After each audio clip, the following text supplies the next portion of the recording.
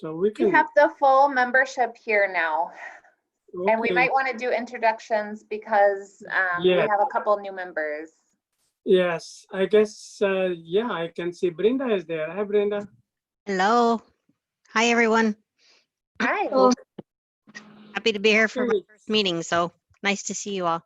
Okay, so if everybody's here, I can call the meeting of Middleton Community Development Authority for July 1st, 2022 order. And the first item is the roll call, but we're going to go with each one introduce yourself. And my name is Gurdeep Raj, so I'm the mayor of Middleton. So Brenda, let's start with you. So.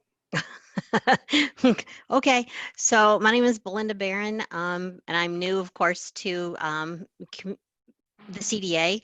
I've been in Madison and Middleton area for 6.5 years. I currently work at Exact Sciences Laboratories, both locations, 145 East Badger and 650 Forward Drive.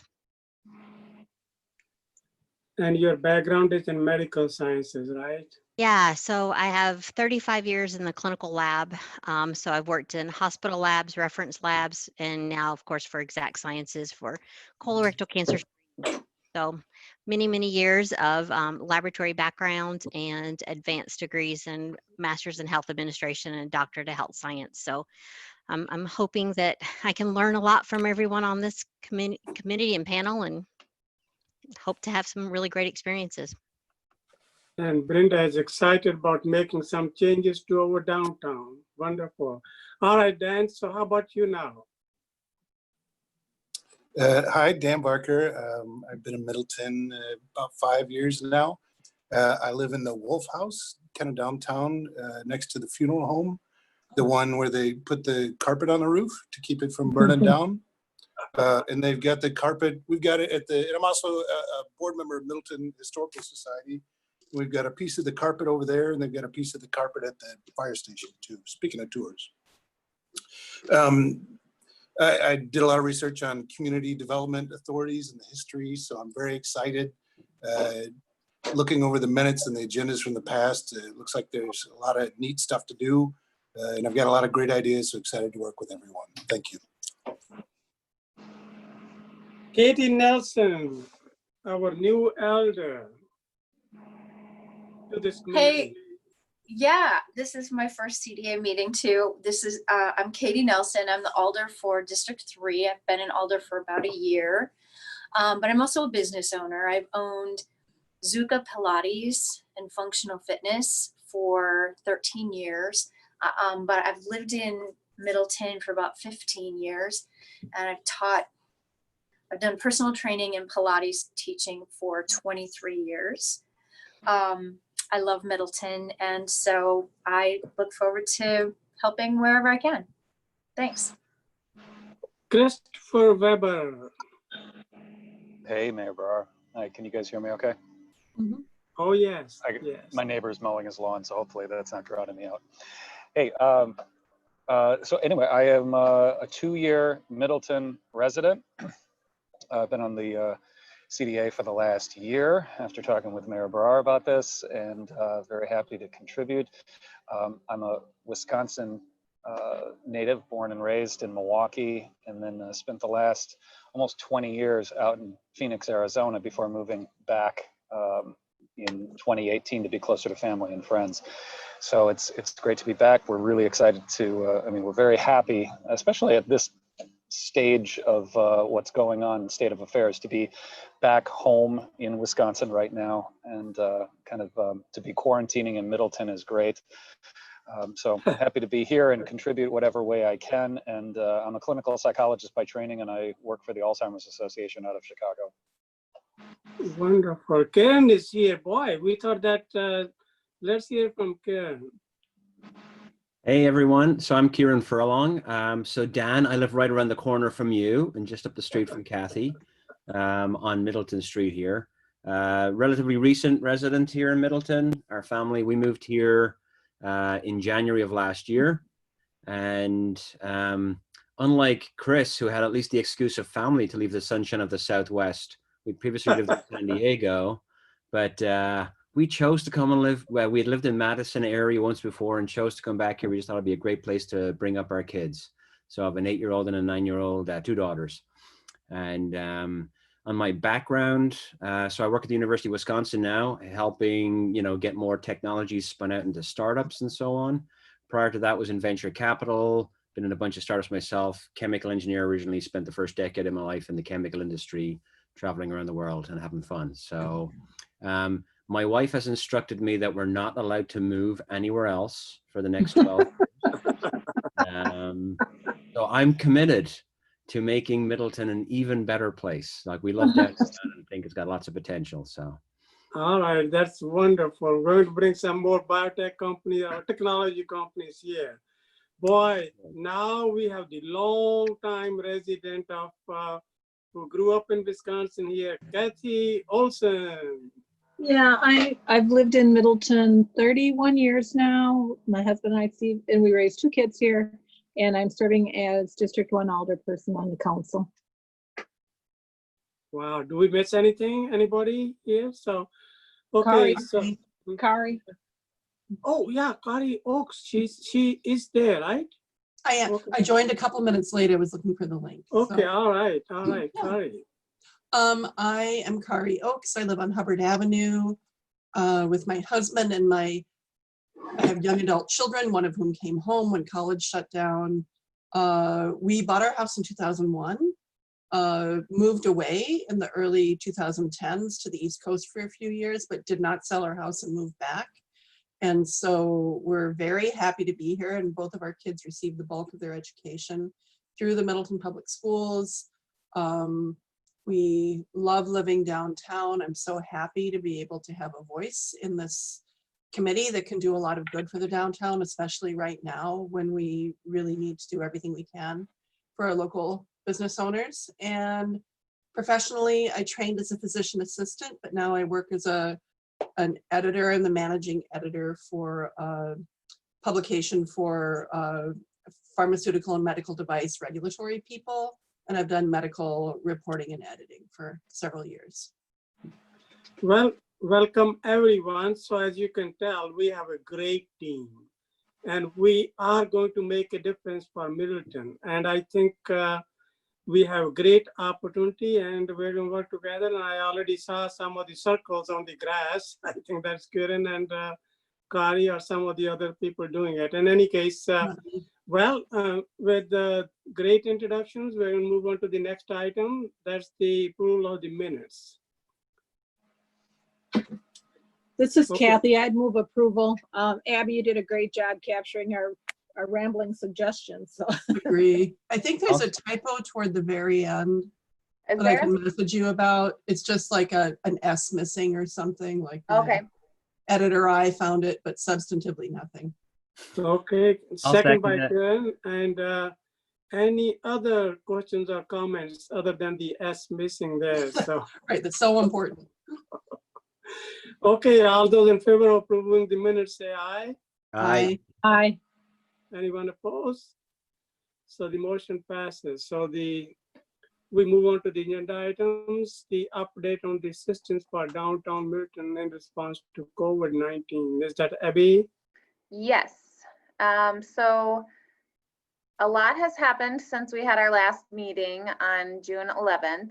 At that meeting, the CDA allocated some funding and provided some direction on a variety of ideas that our staff had laid out in a memo.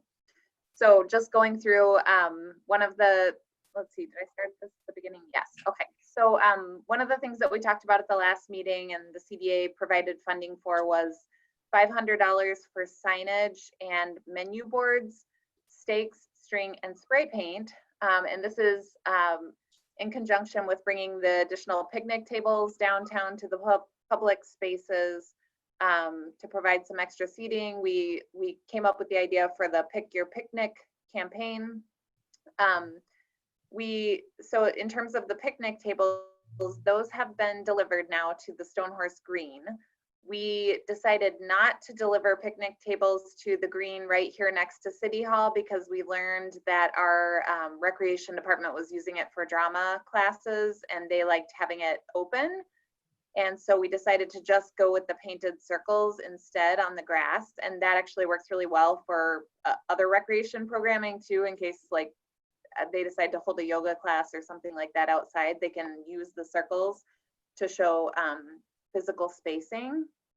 And then the Terrace Avenue Pavilion, the tables are not there yet. I'm working on getting them delivered, and hopefully that'll happen in the next week or so.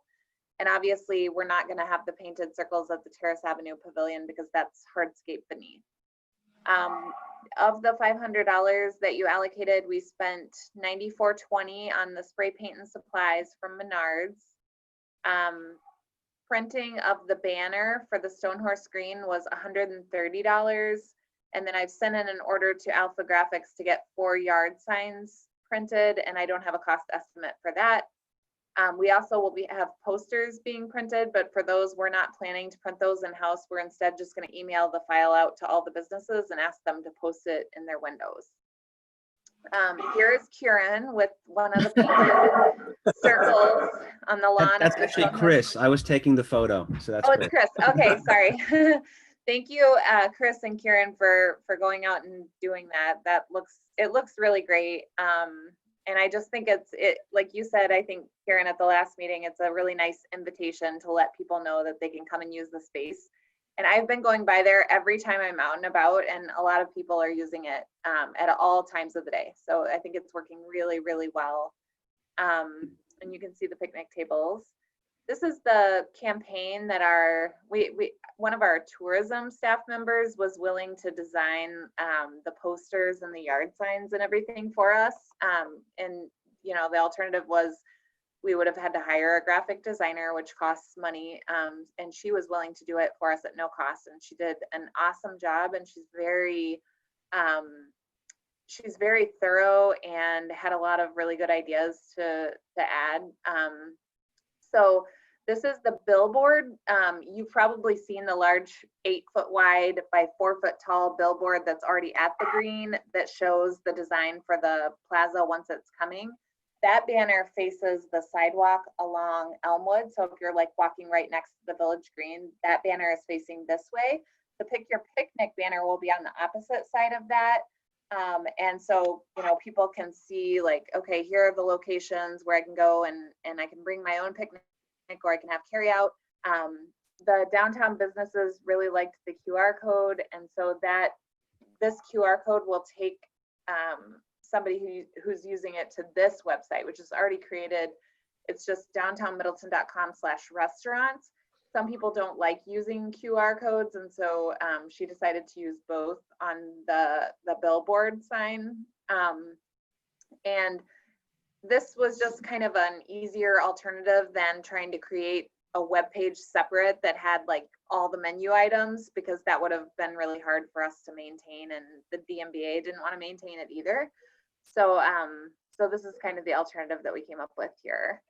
And then in addition to the large billboard, we have 4 lawn signs coming. We have 3 that are 2-sided that can be stuck into the grass. They're small, they're 2 by 3, so they're like the size of like a political yard sign that you would see. So we have 2 of these for the Stonehorse Green to go in the opposite corners of the billboard. And then we have 1 for the site next to City Hall. And then we have 1 additional one that's just 1-sided with grommets on the side that we can post at the columns of the Terrace Avenue Pavilion. And then Mari also developed a social media image for us, so we can post this out on our city Facebook page. She also formatted it for Instagram, but I'm not sure. I think the tourism department has an Instagram page, so they could probably post it there, but we don't have a city Instagram page. But you could each post it on your individual ones if you're willing to do that. Right. And actually, Abby, if you don't mind, if I might interject here, that was a question I had. I mean, obviously, I already put something out there just after we had got them sprayed, just so people would know. But I'm happy to kind of hit up next door and so on and put it out there again. You know, are we doing any kind of official start date, or are we just start getting it out there and telling people go have a picnic? Well, I was kind of the latter mind. I was like, oh, let's just kind of, as things become available, let's put it out there. But Mari from tourism has kind of schooled me on this a little bit. She's got quite a bit of experience in rolling these things out, and she would like for there to be an official launch date. And on that official launch date, she has a news release and it's already prepared. And she got a quote from Kathy Olson to put into the news release. And she thinks it'll make a bigger splash if we do the news release, social media, the signs, everything will go out on one day. And then hopefully several of the downtown businesses will also repost it. We might even tag them in it or invite them to co-host on social media. So that's I think that's where we're thinking. I mean, people can That's ideal. continue No, to I use support that. I think that makes sense. Yeah. So I would- did I say that what the launch date is? It's Not July yet. 13th. And that's just based on when the yard signs can be ready. That's kind of the hold up. So IB, is there a plan to get all the CDA members there too, if they can? So, I mean, that would be a good thing to do. That's a good idea. You mean at the same time? Because we couldn't be at the same table. Well, keeping We the, can all keeping stand in the, a circle, pick our own circle. keeping the social distance. A circle is good, yes, yes, yes. That's a cool idea. Yeah, that would be fun to have like the CDA members come and each stand in a circle and take a pic, and then we could post that out if you guys are available and willing. I'm game. That's Okay. the 13th. Yeah, it's a Monday. Yeah, for sure. Yeah. Yeah, Okay, let me just make sure I don't have a night meeting already. We're doing this in the evening, right? Yeah. Okay. I mean, when is the news release going out? I didn't get a time of day, but it would be that Monday, the 13th. And I can talk with Mari on a time of day. Yeah, just I mean, if it's just going to be a photo, I don't think necessarily we need to do it on the same day. We could always do it the day before or morning, just in terms of finding a time that's convenient for everyone. To make Yeah. sure we get a. Oh, that's true. Mayor Dan Barker has his hand raised. all right. Hi, Dan. Yes, go ahead. Hello, just a question. I'm wondering, that billboard that goes outside of town by Mounds, is that an option for us to advertise this as well? That's a great idea. I don't know if Julie Peterman, our tourism director, is actively participating in this meeting. I see that she's listening in. Oh, hi, Julie. I will jump in. Okay. We had Billboard for July, which we're using to promote the farmers market at Greenway Station. The next opportunity is going to be in August. We had one set up for Mustard Day and for Good Neighbor Fest. It sounds like both of those events are going to occur in the virtual space. So we may be able to use one or the other of them in August, but we wouldn't have anything available in July for you.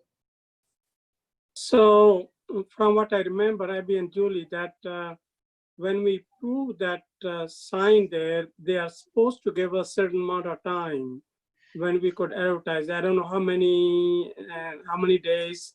So I would say, let's use it. We have 5 days Okay. that it runs, 5 or 6. I think it's a Saturday to a Friday.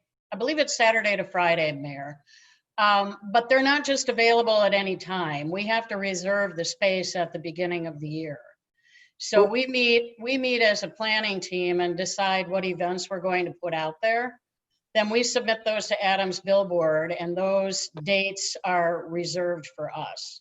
We don't have a lot of flexibility at this point of changing those dates and times. Okay, so you already do have something for July then for this We're going event? we're going to be promoting the farmers market that's over at Greenway Station for the July Billboard. Okay, so we couldn't really combine this. At this point, at this point, it's a little late. I think what Mari is suggesting as far as the social media platforms is going to be our best reach out for this particular initiative.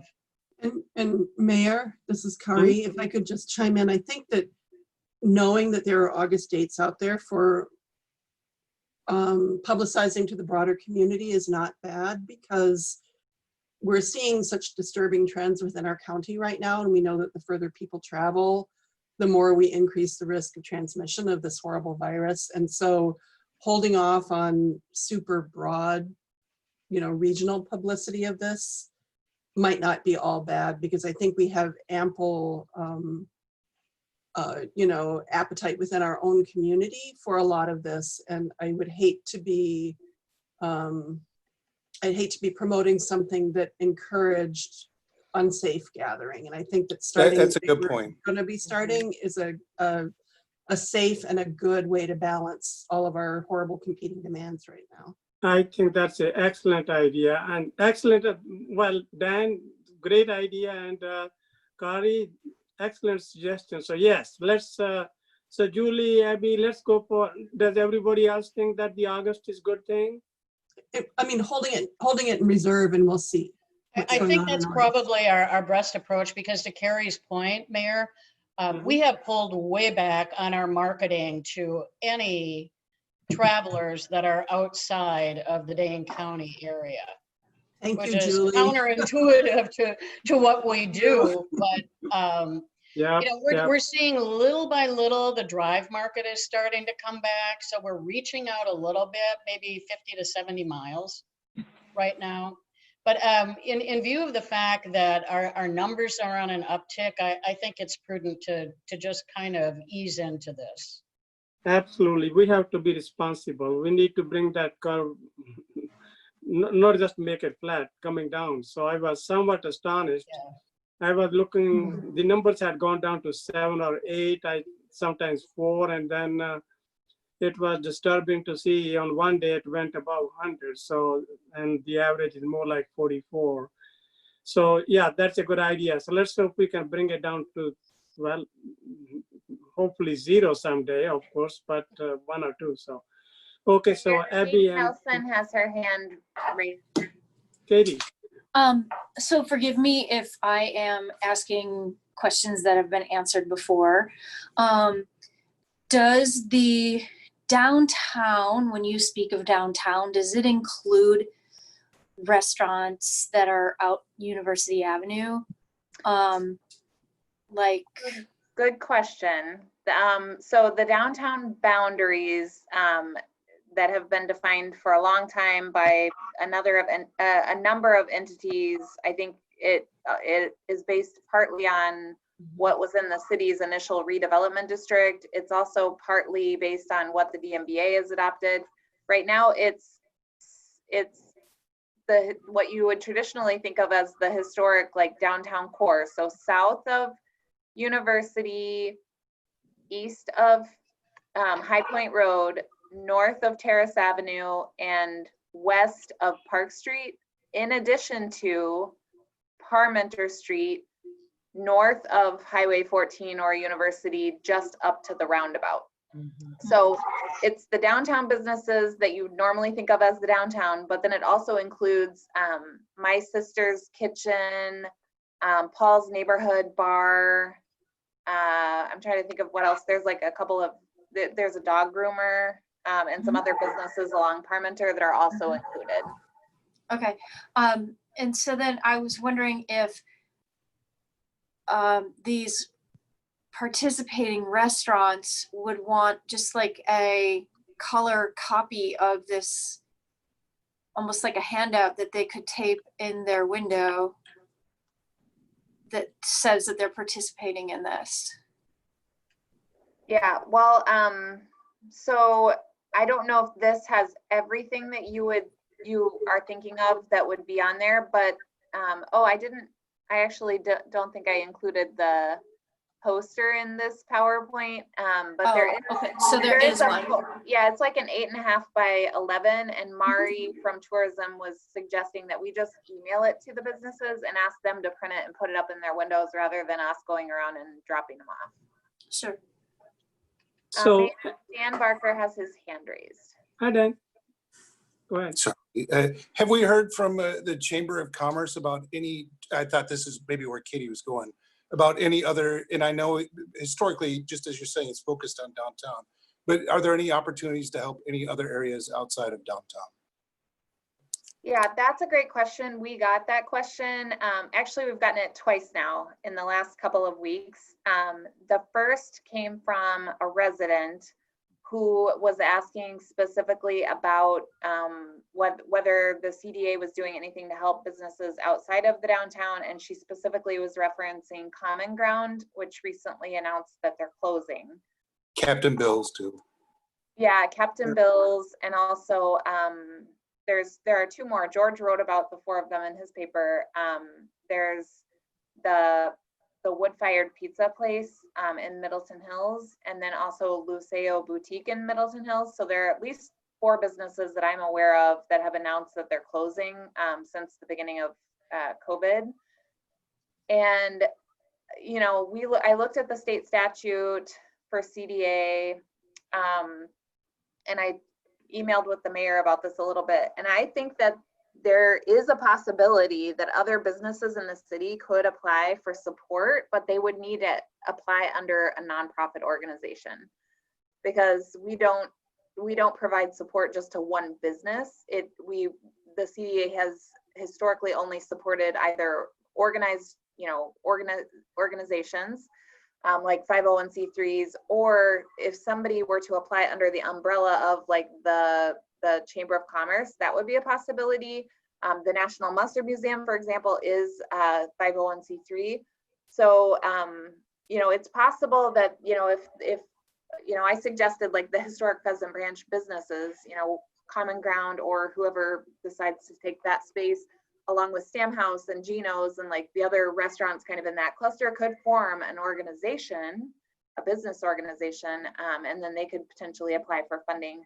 The other question came from Paul's Neighborhood Bar, and they were asking, could the city drop off picnic tables at their place, because we did it at the Green. And the response there is that, you know, we aren't dropping off picnic tables at private spaces. We're only doing that at public spaces that are similar to parks or public lands.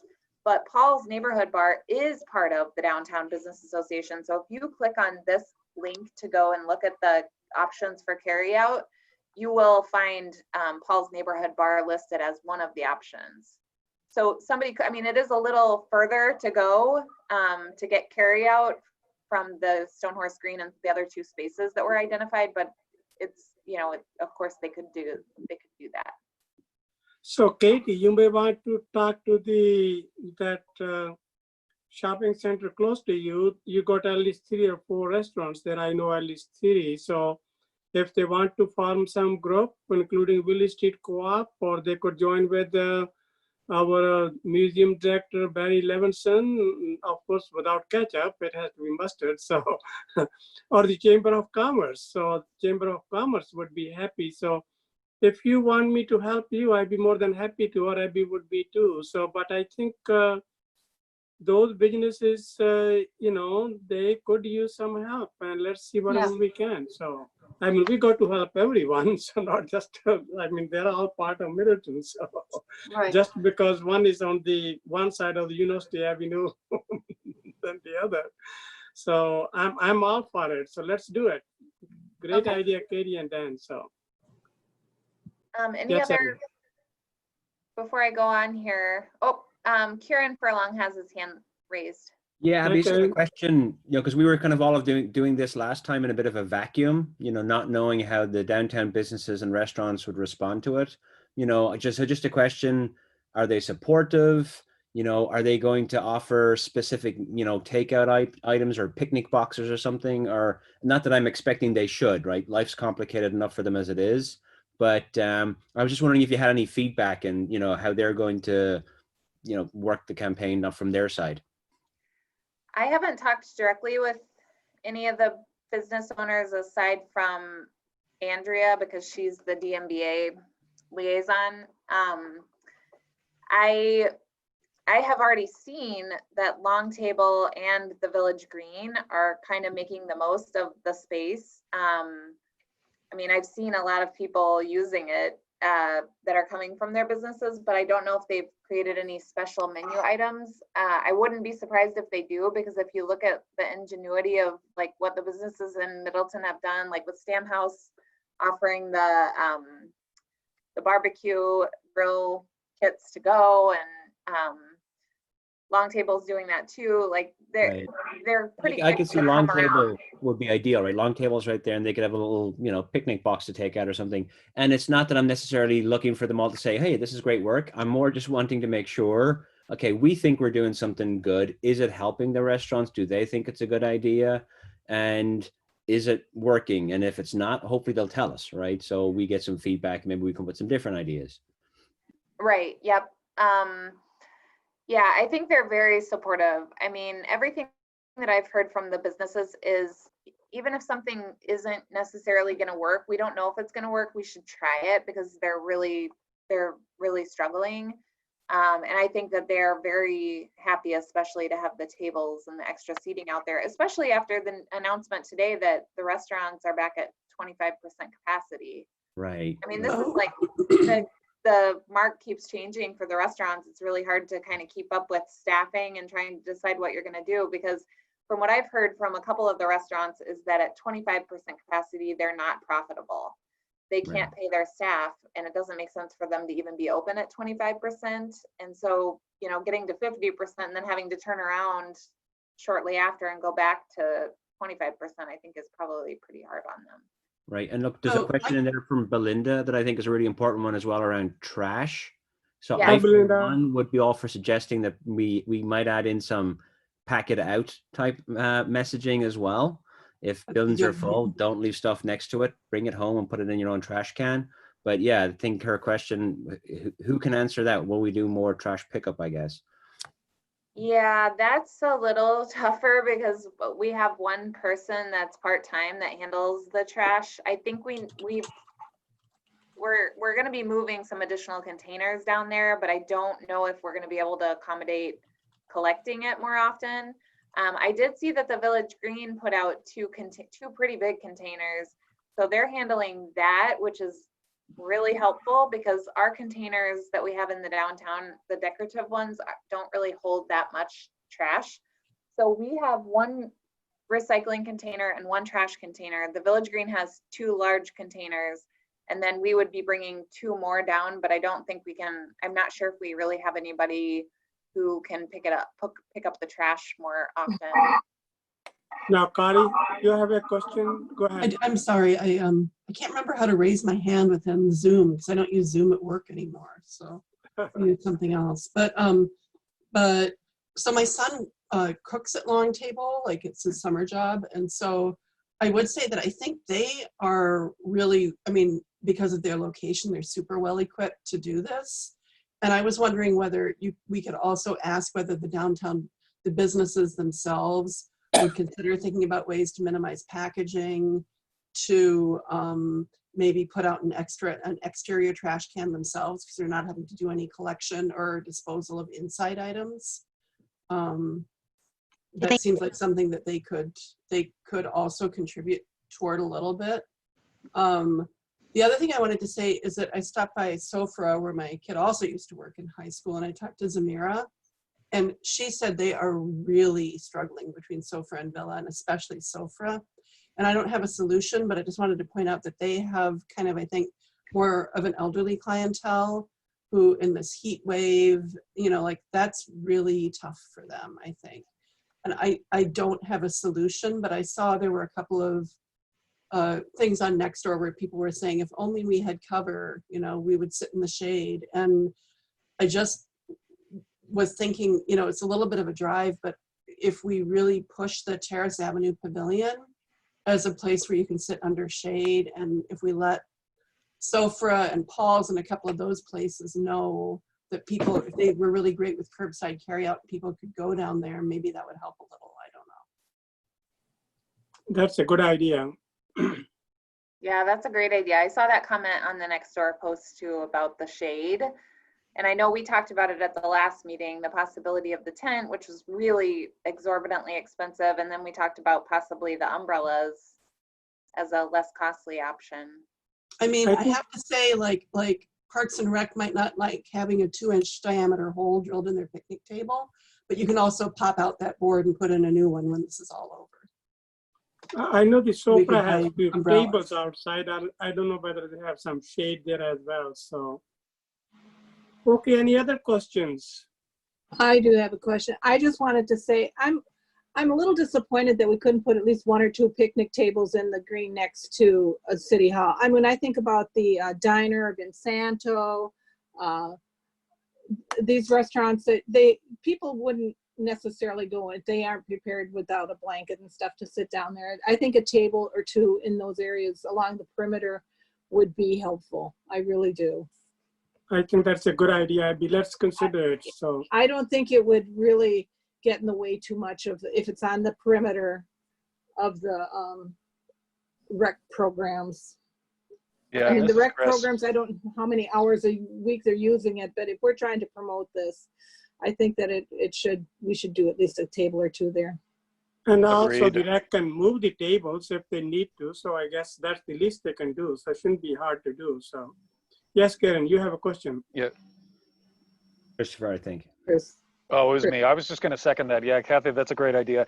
And the thing is, we should be trying to promote as much seating area space adjacent to the businesses as much as possible. And yeah, having seen that space, again, recently up close when we were painting some circles, there's plenty of room. We can put a few picnic tables up there, and if that increases a little bit of seating space with those businesses that are adjacent there, that helps them out a lot.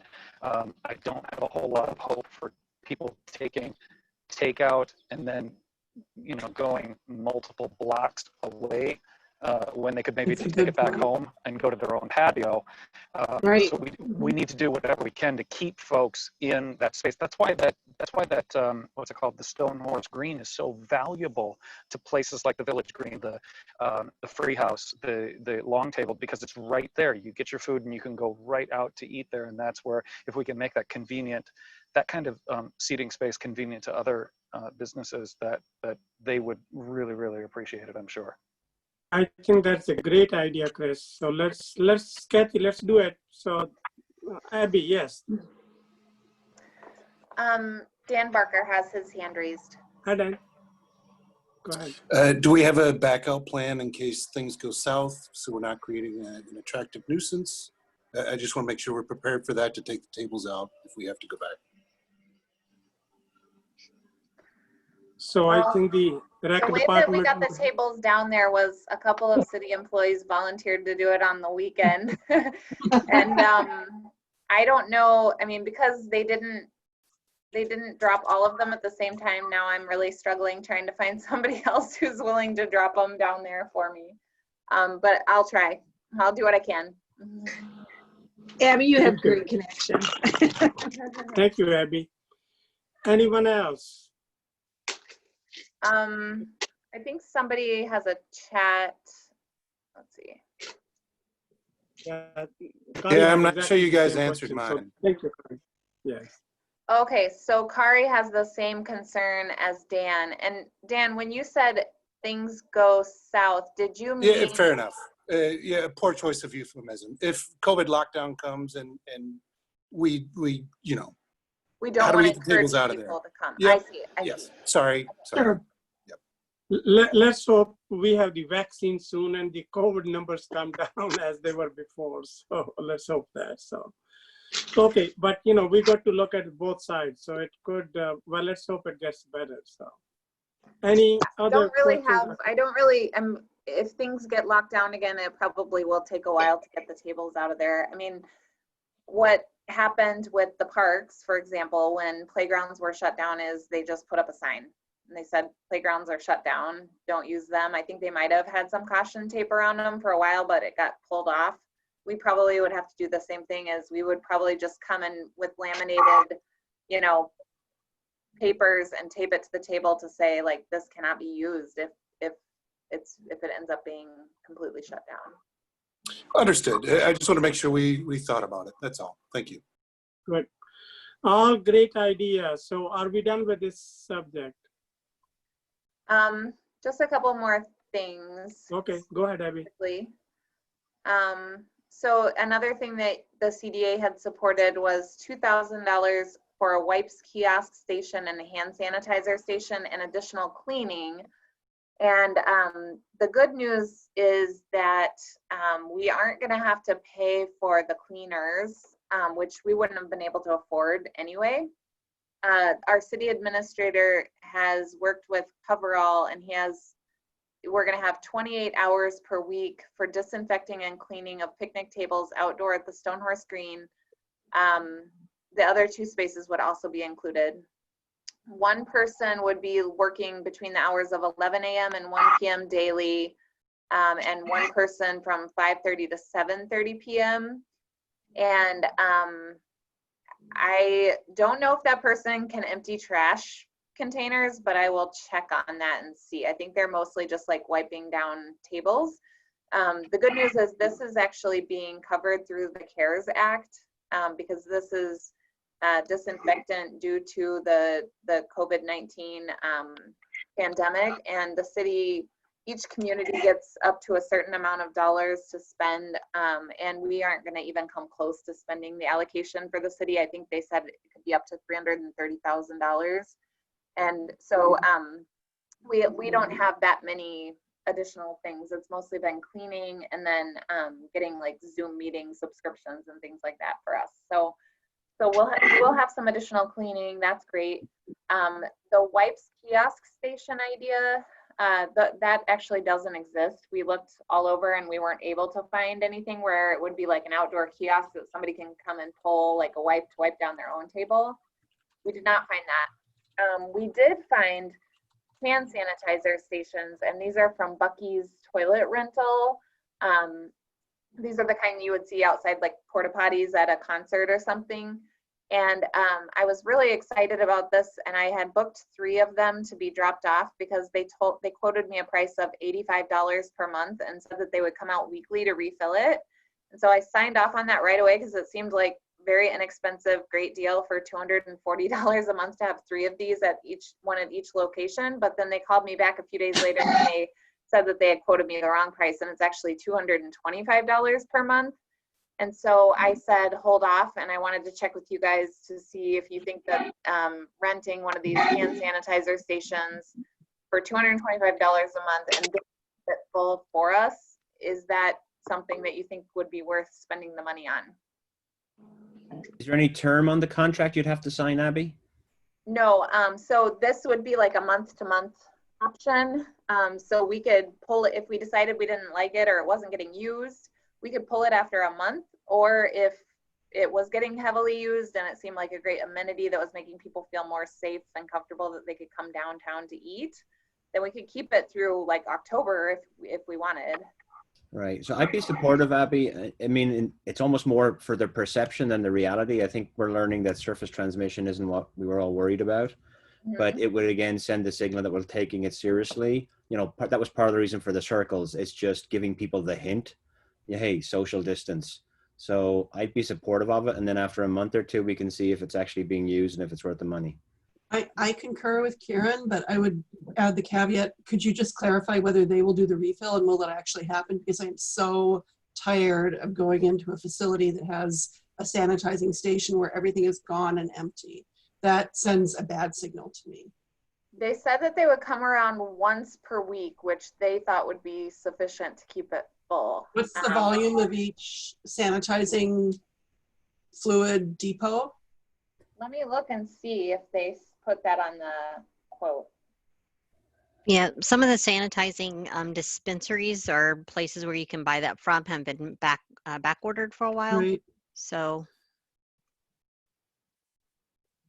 If we could use that money to get somebody to pick up trash, that would be my vote. Well, on the I think trash, we have enough money to do both. I don't think we have to choose. I was going to suggest, Dan, that, I mean, that would be one material way that the restaurants could contribute potentially. I mean, Yeah. they've got their dumpsters there anyway, and I'm glad to see that the Village Green was putting out additional receptacles, because that their stuff, you know, they use the, you know, disposable containers and filler sheets and stuff. So that would be my first request. Again, that was partly where my question to Abby was, you know, are the restaurants supportive? Is this making sense for them? And if they like it, we can just ask them, all right, skin in the game, you guys can help us with trash pickup, right? Yeah. Yep. We're setting expectations and perceptions for Stonehouse or the Green coming forward, and that's the last thing we True, want to have too. is a bunch of trash sitting around there. That's true Oh, too. Yeah, totally agree. that's a great point. So Abby, where do you plan to put it? Stonehorse Green and where else? For the hand sanitizer, I Yeah. was thinking we would put it at the green space next to City Hall, at the Stonehorse Green, and at the tap, but we would have it where it's like adjacent to the sidewalk. So, you know, if somebody were just walking around downtown, but they felt like they wanted to, you know, sanitize their hands, they could do that even if they're not doing the picnic lunch. I don't see on the Buc-ee's information that I got, I don't see anything that tells me Okay. like how many ounces each thing Do has. we, I mean, I'm just wondering, isn't there, didn't Death Store Distillery start using, or who is it that started converting their ethanol into hand sanitizer? Like, are we able to access this and refill it? Not to put more work on the city, but, or not? I don't know. That's a good question. I would have to Right. check and see. I'm not sure if we're gonna have anybody who can do it, but I can see. We might No, get, and again, I want to respect that and not like push it too far, but yeah. So my I- question is, sorry, go ahead, Go ahead. John. Mayor, sorry. Kathy has her hand raised. Two questions. Kathy, Does the Capitol Brewery there, are they having any events this summer? Is anything planned? I don't think so.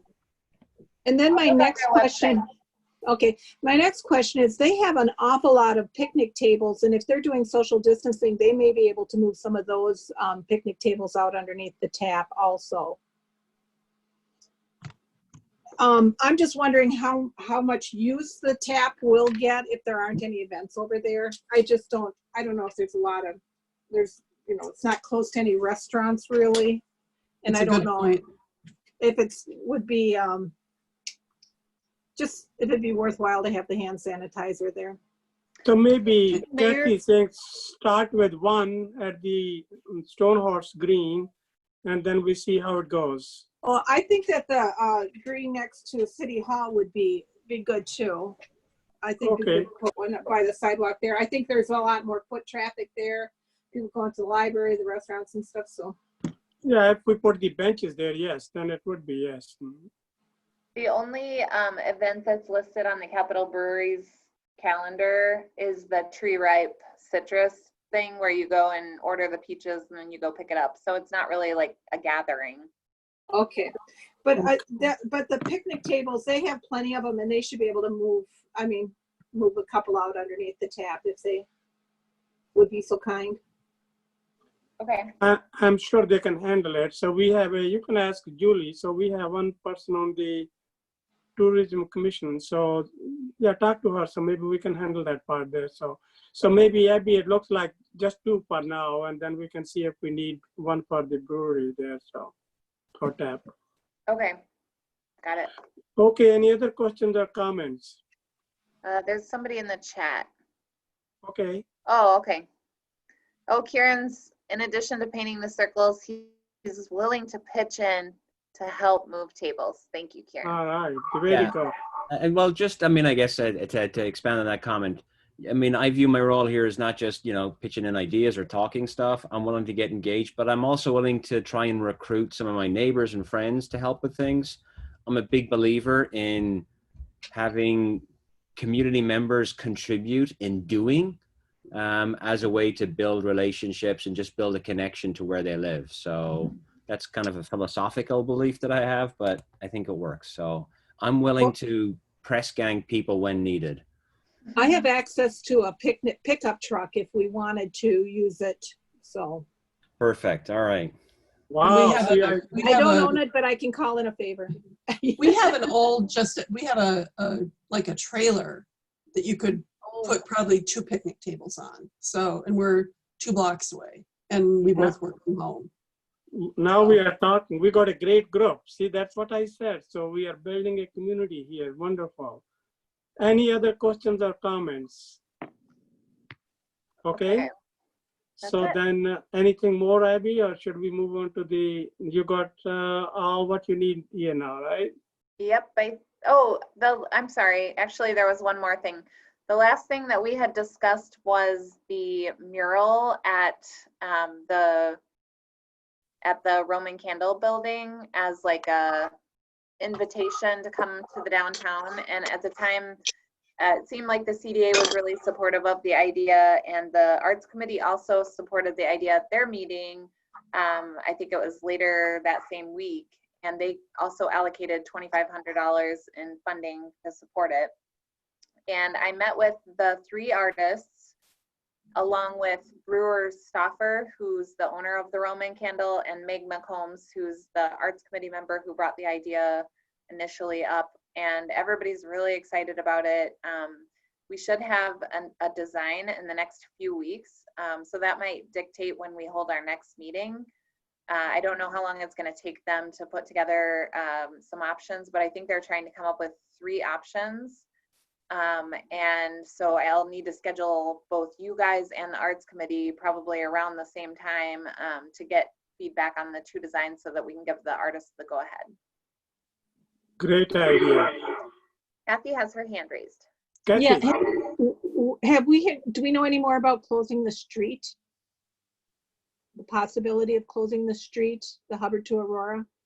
No, I mean, I think it was just kind of left open as a future idea, kind of at the last meeting. We were talking about it before the meeting started, and I know that George put an editorial in the paper about it.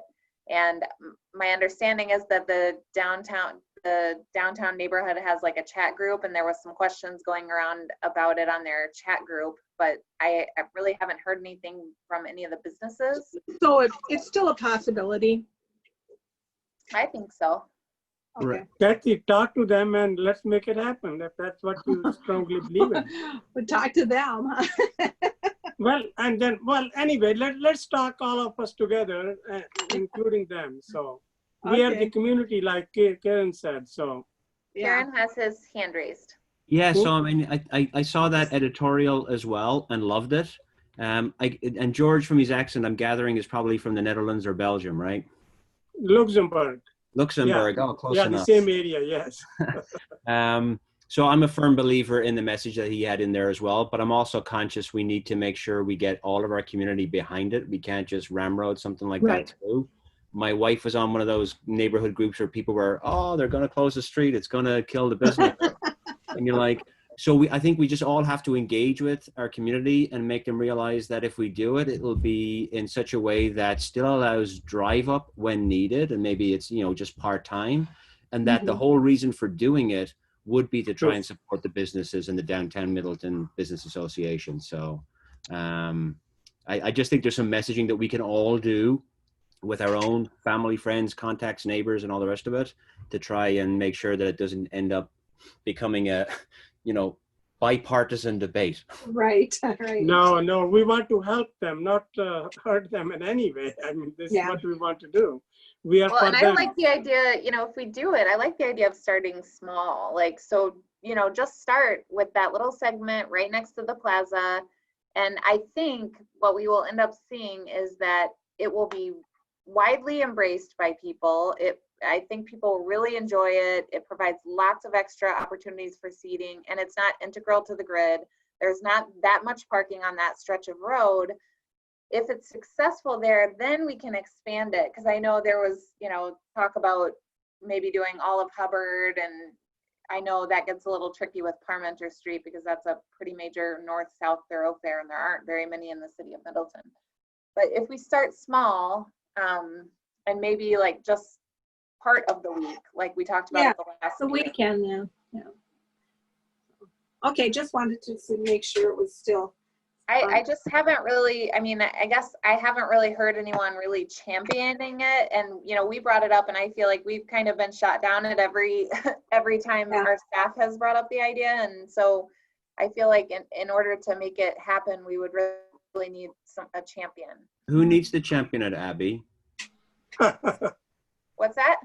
Who needs to champion? Because I'm happy to do so, but you mean someone from the business association? Yeah, I think the business association at least needs to like sort of embrace the idea, because, you know, what we were proposing it was like as an idea for a tactical urbanism project to see, like, let's try it out and experiment and see how it works.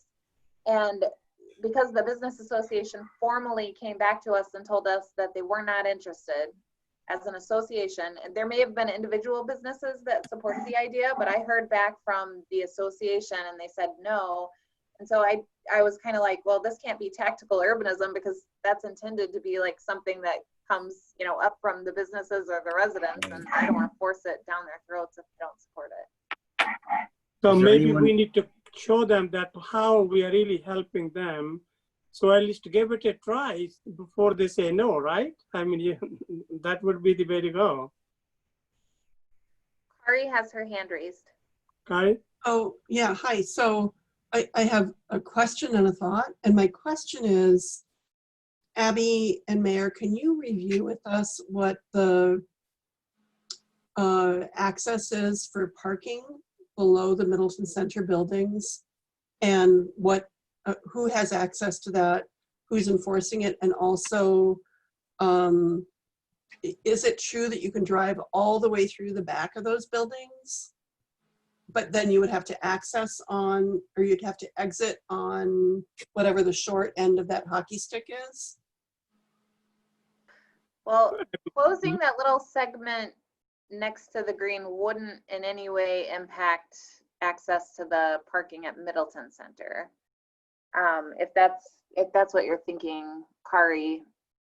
People can still park underneath. I mean, I think it's mostly full. Like we have a car that we park outside, and there was going to be a hailstorm, so my husband like rammed the car down to put it underneath there because there's public parking, and it was completely full, like in the middle of a weekday afternoon. Really? Yeah. Most It's of pretty the time, interesting. I'm sorry, Barry? Who is it? most of the time when I have seen it, Yeah. I just see it empty, but maybe, you know, there are times when it is full, so. I don't know. But then, yeah.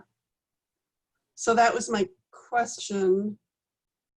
So I guess it's kind of complicated, because what happened is initially when that development was approved, the Middleton Center development, which is, you know, basically these or sorry, not this one, these buildings here.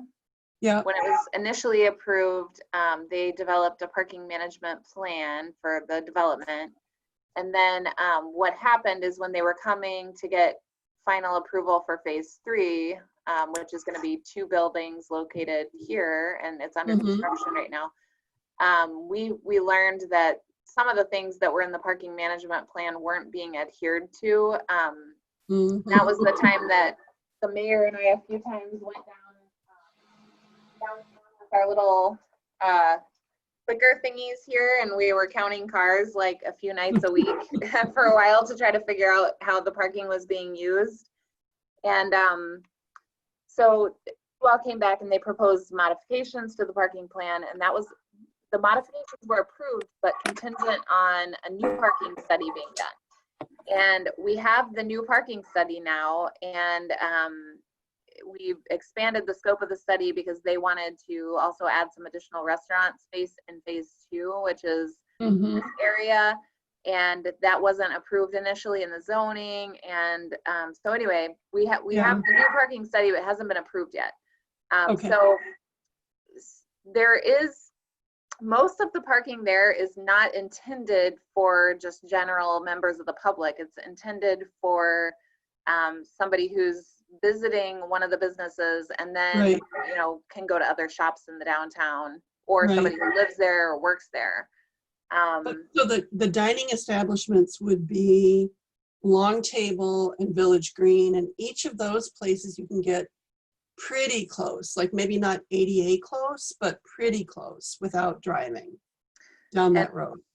Yeah, and Hellbox is the other one that would be, Hellbox But is right. Hellbox, you can go, you can be very close, right? Because their entry is basically on the corner. Oh, right. Okay, I see what you're saying. Yeah. Yeah. So it seems like accessibility requirements are minimized.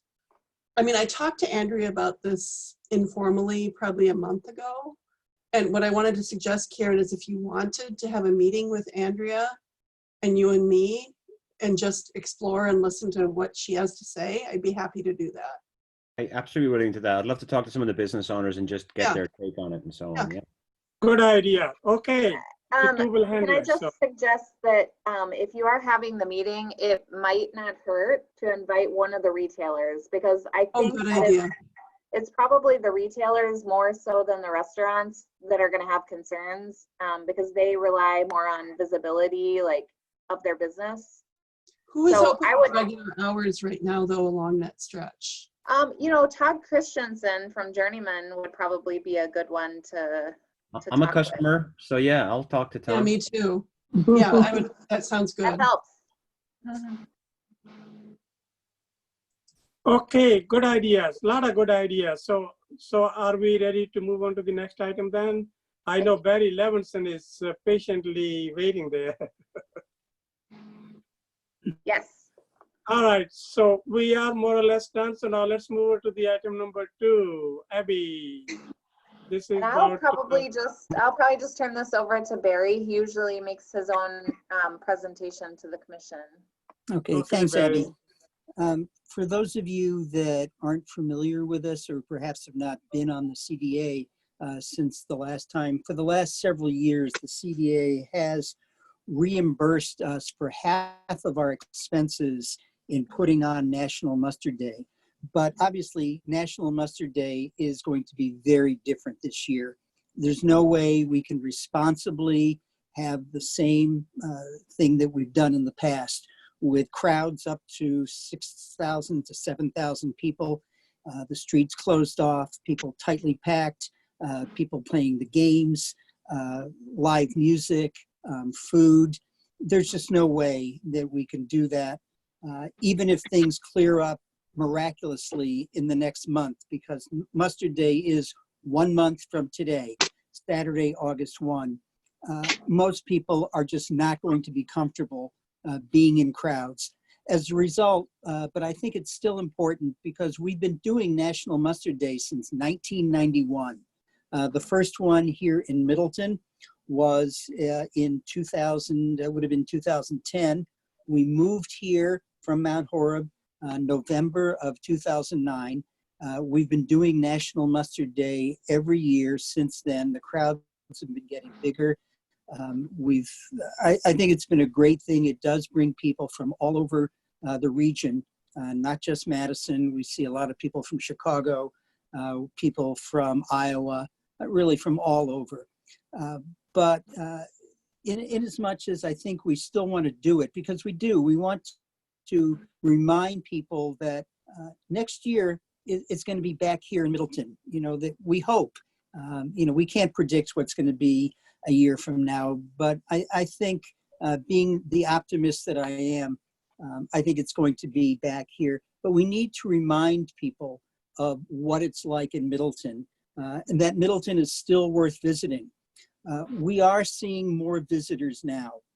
And I went out into the museum today. It's not like it normally is on July 1, but there were several handfuls of visitors, and I asked where they were from. I always ask, where's home for you? And I got several people from Chicago and a couple from Indiana as well.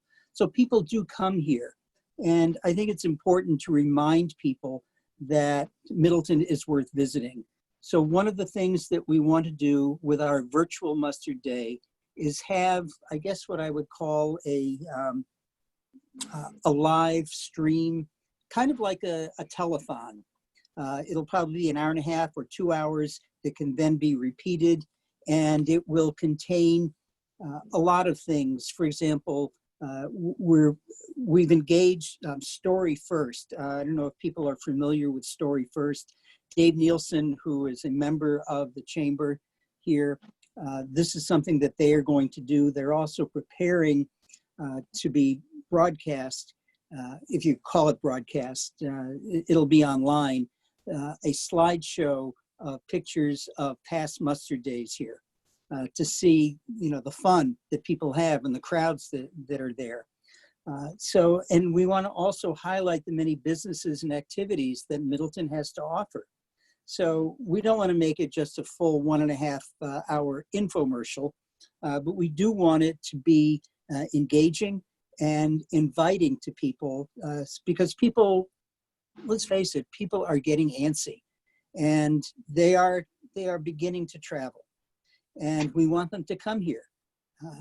As a result, I think it's important then that we promote it that way. We're also going to have various mustard makers from around the world do 30-second, 60-second videos about, Mustard Day and congratulating Middleton for having Mustard Day. We've already got people from Sweden. We actually have a fan from India who's preparing a video because he loves the Mustard Museum. In the past, what the CDA has done is given us a grant of up to essentially 50% of what we spend. Last year, that was $6,375 of the $12,750 that was authorized. There's no way it can be anywhere near that this year, because we don't have the two major expenses, which is tent rentals and other equipment rentals, and also the entertainment. So we're not going to have, there's no point in having a band come when people have to be socially distanced. So you just can't get many people. We know, though, people have told us we're still coming. We're going to try and accommodate them, and we are doing everything we can to get them to go to other businesses. I think I mentioned before when asked about what's going on, and I said that, tours are canceling. I had earlier this week, someone called to book a tour for August and asked, well, where can we eat?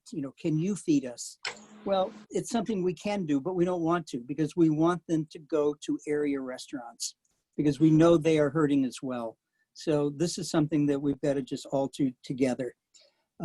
It's really the expenses of virtual Mustard Day and the live stream.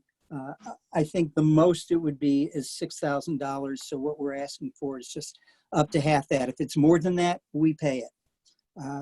Unfortunately, the nonprofit, loses by not having Mustard Day, because the proceeds from the hot dogs go to the nonprofit. The games, that goes to that. And we were really looking forward to a lot of people then buying our new book. I don't know if you all know that we've just published this book called The Art of Mustard. And this is really a showcase of what's in the museum. It's colorful. It's really a phenomenal book. We're very proud of it. And it was printed here in Middleton. Alpha Graphics can do posters. They can also do books. And we had them do it. Yeah, a lot of people don't know that that's something that Alpha Graphics can do. So we were hoping to do that. It was just printed last week, and we just got them. So we're very excited about that. I imagine some of you have questions. As Abby said, the museum is a 501c3 nonprofit. The gift shop is separate, and the gift shop, as you can imagine, has also been hurting. And National Mustard Day is also probably the biggest sales day for the business as well. And we are doing everything we can with Patty Bridges, the owner of the business, to make sure she stays afloat. Because if something happens there, we would have no place to go. So if you've got questions, please ask. Okay, guys, questions for Barry Levinson. Kieran has Yeah, his hand raised. Yeah, I've got a question, Yes. Barry. First of all, I went to the Mustard Day last year. It was great fun, loved it, and we loved the Mustard Museum. So well done on all of that, and I'm sure it's hard times right now. Yeah, it is. Mhm. Thanks. First of all, I'm very supportive of a virtual festival and a virtual occasion, and trying to draw attention to Middleton, the Mustard Museum, and so on. So I think that's a great idea. In terms of bringing people here, I saw Carrie shaking her head, and I know Julie had said earlier, it's like, well, we're not really keen on bringing people here, and who knows what will happen in August.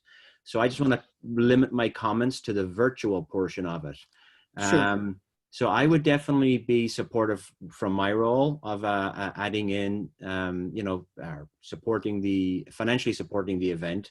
But I do think you want to make it as much as possible about Middleton and the additional businesses. The last thing I'd want to see is that it looks like there's one individual business or institute in downtown that's being supported in that way. And I think a virtual festival actually is a great way of expanding it to other businesses. One thought that came to mind, and again, please don't take my ideas as you must do them type thing. It's more suggestions, but you can come up with ideas. I know around the whole Black Friday thing, local businesses have started doing kind of a local Saturday where everyone wants to go buy local. I think having kind of an online event for all the local businesses that they all push and market for people to buy online on that particular day would be a great way of doing it and adding that into the messaging and so on.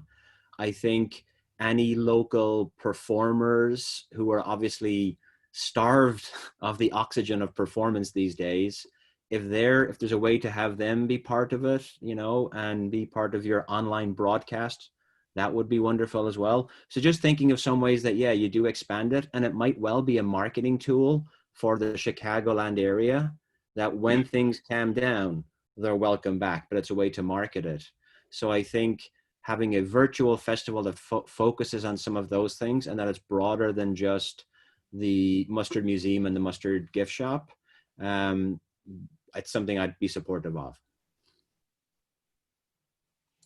You're on mute, Barry. And we are all together. So we're all together. If you help others, they will help you, Great. Barry. So I think I like Karen's idea, and I can tell Dan is nodding his head as well. Sounds like a good thing. So.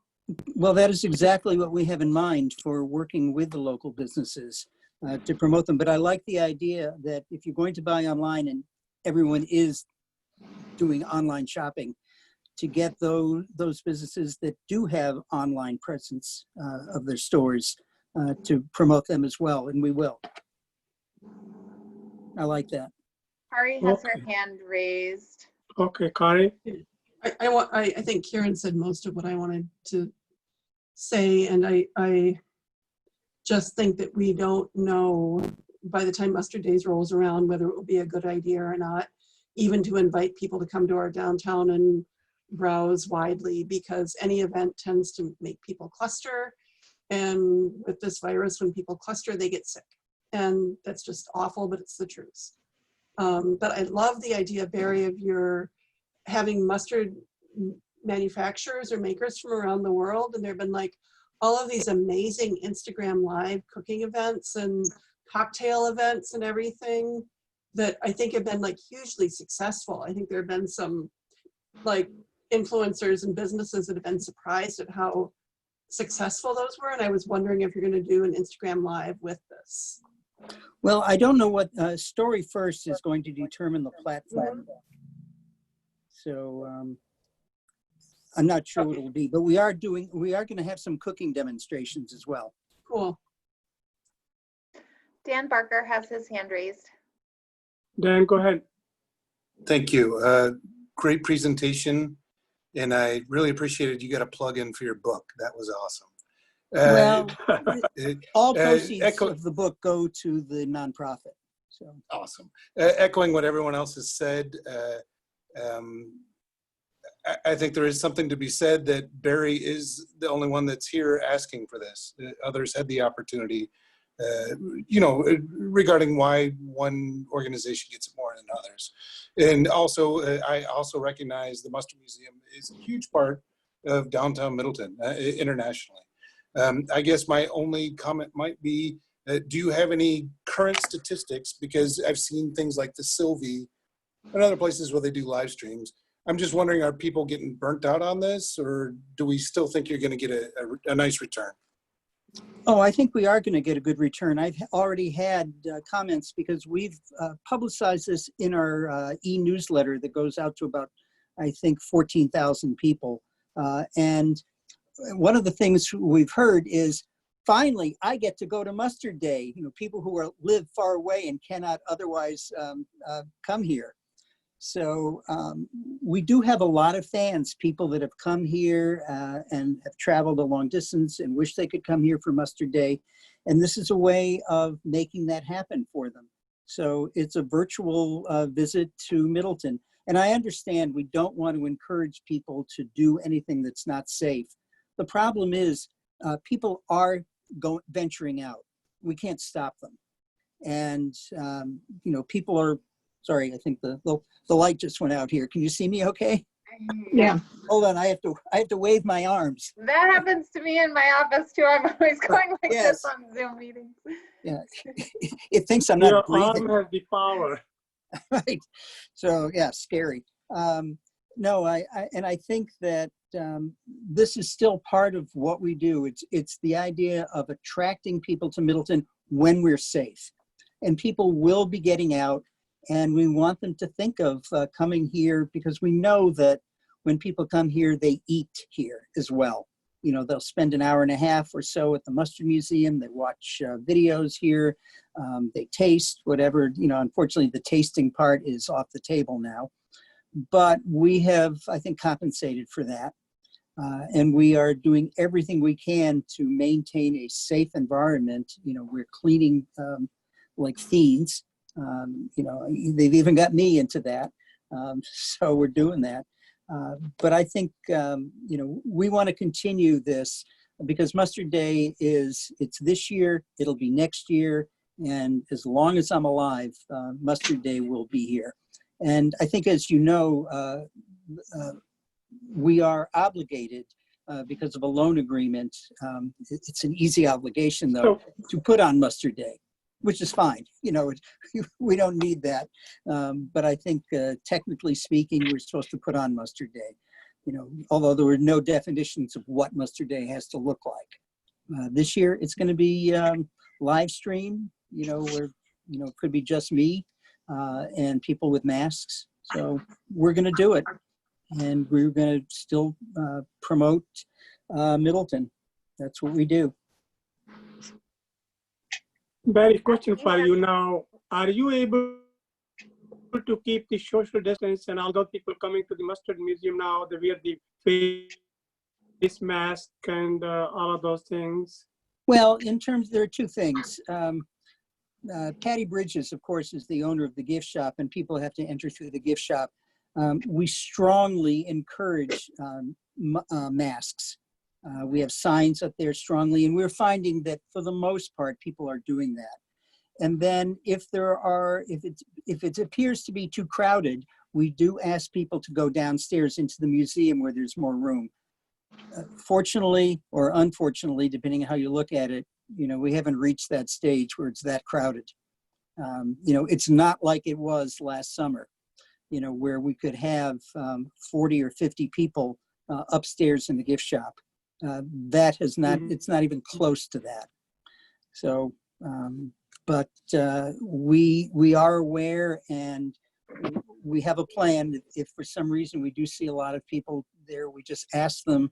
I don't think it's even happened yet, but we've trained our staff to ask people to go into the museum where there's a lot more room and walk around. So in terms of who does it, now the city has, you know, one person who handles the live streaming, Abby, isn't it? So, and our cost is quite a bit lower. So I wonder, I don't know how long your event is. So I wonder whether you talk to those people as well or not. So, or you have looked at other various vendors as well, or only the story first? Well, we did If look it's at one, a couple. Yeah, we did look at others. I think they have a certain expertise and experience in this. And, you know, because, you know, I've known Dave Nielsen, he is a member of the Middleton Chamber, and he assured us that, you know, and they're also including additional things in there as well, some production work that is being included that we need as well. So I think it's from what I've seen, it's a decent, it's a fair price. Yeah, So well, and also this will- the company that we work with, you know, they already have all their equipment set up. And so they just record meetings, but everything is already housed here. So I'm guessing a lot of what you're paying for, Barry, is probably the getting the equipment there, setting it up, Yes. getting the lighting right, making sure Mhm. that, so yeah, there's quite a bit involved in that. Kathy has her hand raised. Yeah, Kathy. I just want, I know, Barry, that part of Mustard Days being obligated, we had set when we forgave the loan for 5 years going forward, and I think we're probably at year 4 now. But Something like that. keep in mind that, as with everything else, this is unprecedented times, and everybody's, nobody's going to hold your feet to fire to do that. I just want to make a point that last year when we paid for half, the 6,000, that was for an event, a downtown event, and we would pay. We have a certain pool of money, and I think that last year there was some question on how, based on how much money we have in our pool, what a big proportion the $6,000 was. And that is because it was a downtown event. This will be a virtual event, not a downtown event, which changes things. And the other way the CDA supports businesses downtown is by paying for half of the marketing that is associated with this. Now, does Story First, do they do marketing, or will that be Yes. through your email list, or how would they? No, they are doing marketing as well, Facebook, social media marketing. Okay. And also we did win we were awarded an advertising grant by 92.7 for basically 2 months of Okay. a $2,500 package. It's a fairly new station. It's talk radio. They're also in Milwaukee too, their program material. And I've already cut some ads about the Mustard Museum, and I've also recorded them about Mustard Day, virtual Mustard Day, so as well. But it's not the kind of thing of encouraging people to come here. I just want them to know about us, saying, please come to downtown Middleton when it's safe. Did Story First give you any idea how much they're charging for the production part of it and how much they're charging for the marketing part of it? No, I don't believe that was broken out. I'm supposed to meet with Dave Nielsen and Meg, the internet marketing person, tomorrow. I know that the live stream part is probably the most expensive part, because that's quite a bit is involved in doing a 1.5 or 2 hour live stream. Part of it is pre-recorded, so they have to get all the material from all over the place. We have a Dropbox for people, the guy from India, the fan from India, people from Sweden, from France are all participating, saying we want to come to Middleton, we wish we could be there. And also just fans, people that have been here are going to record various video clips to talk about the Mustard Museum. I'm just thinking $3,000 for an 1.5 or 2 hour event is a little steep in my opinion, but I'm willing to listen to what other people have to say also. Kari has her hand raised. I'm with you, Kathy. Thank you. I wanted to build on what Kathy was talking about. So in the last 5 years or so for nonprofit work I do, I've done full day video shoots with an on-site videographer and a production assistant, and post-production work for, I think, a full day of like a 10-hour day of video shooting that I think came in at like $8,000 with a lot of finished product. And that was a few years ago in the DC area. And we currently have a contract with a California video company that's doing a bunch of animations for us. Not completely analogous work, but they're putting in probably over 100 hours worth of work. And I think our contract with them is coming in at between $7,000 and $8,000.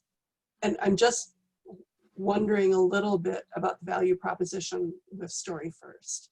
And if you could get a little better budget breakdown, I think that might help us understand a little bit better how your money and our, if we were to pitch in, where that money would go for a one-day event that's virtual. Okay, any other questions or comments? These are excellent comments. We want to get the best value for our money, yes. Mhm. And also want to help, the businesses, all the Right. businesses down there. Right. Okay, anyone else? So do we want to see maybe prove this as a concept and then it comes up with some numbers, or how do we want to do it? So, or it's a tourism thing. You think Julie Peterman, she would want to fund this? Is Julie still there? I'm still here, Mayor, and the Tourism Well, what do you? Commission, the Tourism Commission Mhm. hasn't taken it under advisement yet. Okay. But you could think about it. Well, anyway, so, We always are open to everything, Mayor. okay. Thank you, Julie. Thank you. Abby, when would Okay, our any other- next meeting be? I was thinking we would schedule a meeting after we have the designs from the artists for Okay. the mural. So probably, I was thinking a couple, 2 or 3 weeks. Okay. We want to leave enough time for Barry to move forward too. Yeah, so Well, I mean, we're moving forward because we don't, with only 4 weeks to go. Right, we- okay, good, we, very good, yeah. wonderful. We're going to move forward no matter what. If the CDA says, no, we're obligated to go do this, we'll figure out something. I don't Okay. know where it'll come from, but it'll, we're obligated to do this. We've signed the agreement. We're working on it. We've already given them all the images. We've got over 120 images that are going to be put into a slideshow that highlights what National Muster Day in Middleton is about. Which is something that's going to then be available on the internet after. So even though it will be a live stream, it is something that people can then check out after. right. So I have a question, I guess, for Kathy and Carrie around this. So are you just concerned around the $3,000 would be going towards marketing, and then there's additional expenditures that the CDA would be requested for or on the hook for in terms of the actual production itself? No, I guess from my perspective, ideally, I guess if we're going to commit money, it would be nice to have a little more input into the stewardship of the money before the contract has been signed. But these are extraordinary times and everybody had to do a big shift and pivot. And I just wanted to make the observation that that $6,000 for some marketing and a one-day event seemed like not a small amount of money to me, but it could just be that we have what we have. From my point of is that it's not an event that's being held downtown. There's two different pots of money that this would be coming out of. One is for events and one is for marketing assistance. And I feel this falls into the marketing assistance where it would be to help with the marketing of this. So. Okay, are you, okay, well, because I for one, am supportive of, proposing to fund Barry's request. I think there's already, so as you know from the last meeting, one of my requirements, kind of as I think of, using public funds, is that there's always skin in the game from the other side. And I think that's already the case here in terms of the Mustard Museum and what they'll be putting into it. And then in terms of the transparency, Carrie, absolutely, it's always good to know what the line items are in the budget and where things are going. But I guess I'm new here. I'm new in Middleton, but I like what the Mustard Museum is doing, and I thought the last event last year was very well done and organized and so on. So I'm willing to suspend any judgment I may have and just say, well, I think we have to work on trust a little bit here as well. So that's my personal opinion. So I'm willing at this point to propose a motion to provide that, but I don't want to railroad it or have, if anyone else has any objections, let's talk about it. Okay, any other questions or comments? Dan Barker has his hand raised. Dan? I just wanted to point out, as an observer of the city, it seems like Middleton has supported the Mustard Museum for a long time. And it seems to be embraced as part of the identity. So I just like for us all to consider that. Thanks. Okay, any other questions or comments? Okay, when I guess Kari has Karen her is hand ready. Oh, raised. I'm sorry. I'm Kari? just looking through. Yes. I want to say two things. One was actually the very first time I testified at a city committee was in support of getting TIF funding for the Mustard Museum. So I introduced myself to Barry and I said, I have a yellow house. I have to support the Mustard Museum. So like I can see Is it your from house my still house. yellow? So I am supportive of the Mustard Museum. I liked some of the ideas earlier, and if we get a second, I would introduce a friendly amendment that maybe we could, Barry, work to include, like the idea of having some local musicians or find some way to incorporate broader support of the downtown businesses in the online events that you're planning. And then I think like that. Kathy pointed out it would be more within the scope Which of is what we're CDA planning on does. doing. Right. Yeah. So, So okay. So how- I can, I'll Like, commit How to about that. if there's a motion and we can make a little committee like last one, which Barry could work with, so it could be Kari and Kathy and Karen, or well, whoever, three of you can pick who you want to be. So, and you can, help him out with all those ideas and things. You think that makes sense? I don't think Barry's short of ideas. He's the most creative man I know. right. I Okay. think if anything, I think Barry has got our direction, our suggestion, to be as Okay. inclusive as possible of the others. So I'll propose a motion, and Carrie, let me know if this captures your amendment or comment as well. But I'd like to propose a motion for the CDA to fund this. Kathy, I think there's still something around which pot of money it comes from. But I propose that CDA would co-fund the marketing up to the extent of $3,000, with the caveat that the CDA's intention is that the event would be inclusive of downtown businesses and Middleton performers, as appropriate and where possible. Good idea. Well, need a second. We need I a can second for that if it's for the support of the marketing. You did include Okay. that verbiage. So I can Kathy, second. Now, any questions or comments? And it will be highlighting the Middleton as well, because Middleton CDA and all of those things. So, Kari, you had mentioned having coming back with more of a breakdown between what the contract is. Is that, do you still want to see that at their next meeting? I think it would be good. I think because of the time constraints, we're going to have to decide this tonight. Right. But as with everything that we fund right now, I think having a detailed report of what money is spent and where, and Right. what, like in this case, maybe what local businesses are supported and how that got looped in, to have it be as much as possible like the virtual downtown block party that the Mustard Museum, the Mustard Days usually is. That would be okay, so provide the details. So Barry, is that okay with you? Yes, it is, very much so. Okay. Okay, I think that's always a good idea in any case. So Belinda, you have anyone else? Any questions or comments? So everybody's happy with the motion and all the various amendments? Yep, support. Okay. All those in favor of the motion say aye. Aye. Anyone opposed? Okay, so the motion passes unanimously. Barry, go and work with these guys and let's make it the best we can. We're going to do the best we can, and the Mustard Museum is still here. And come on, guys, it's a great book.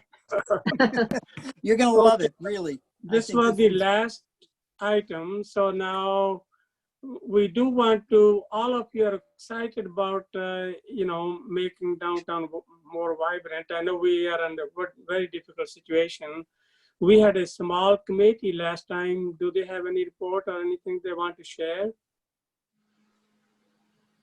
Are you Karen, talking about the picnic committee, the spraying circles?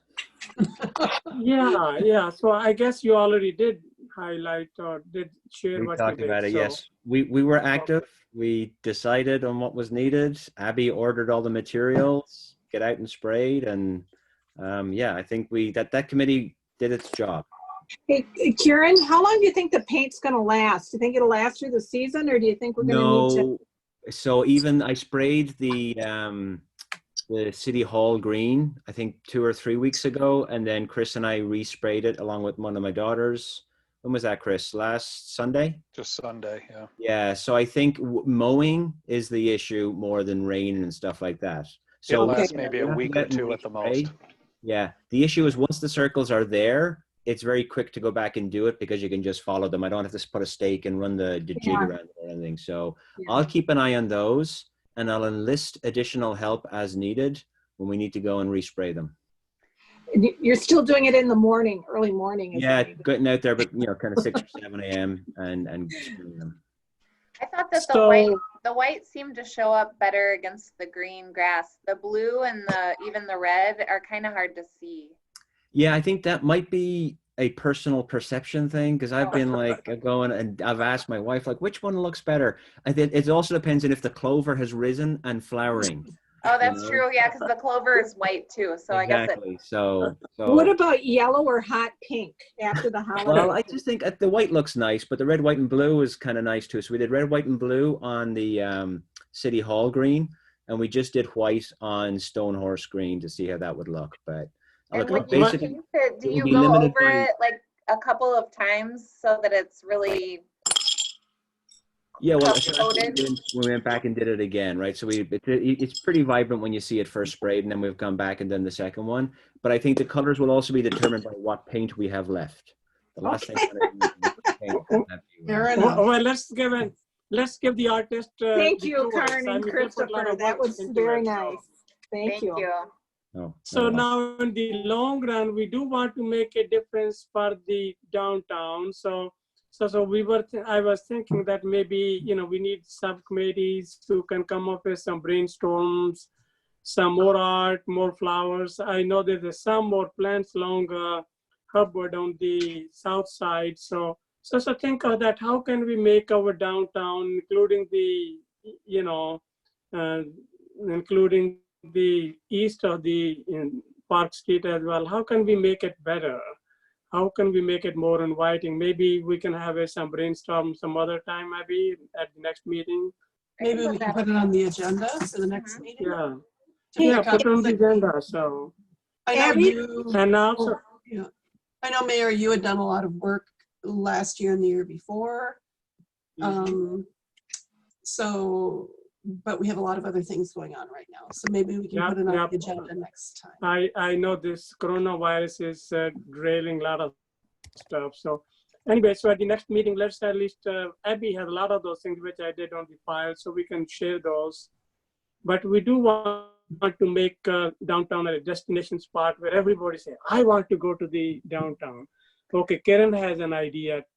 Yes, Karen, go I ahead. want to discuss next time because the last thing I want to do is keep people from their dinner. But Yes, all right. I'm very impressed Okay, by maybe- the chalk artist who does things at Regal Find. Right. One of the things I was actually planning to do with my daughters was to do a solar system to scale, where we'd have the sun somewhere in downtown, and then we go a sufficient distance out and have the various planets. And it could be a kind of a fun little bike ride or a walk for families with small kids. So I think that's a great idea. So, all right. I can see time for dinner. So let's discuss it next time. So need a motion to adjourn. So moved. All right, need I'll a second. All those in favor of the motion to adjourn and go for dinner.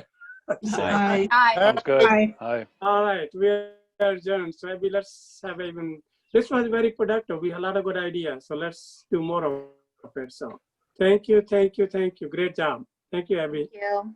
Thanks, And Thank everyone. you. Abby. Nice to see your faces. Hi. All right, bye-bye.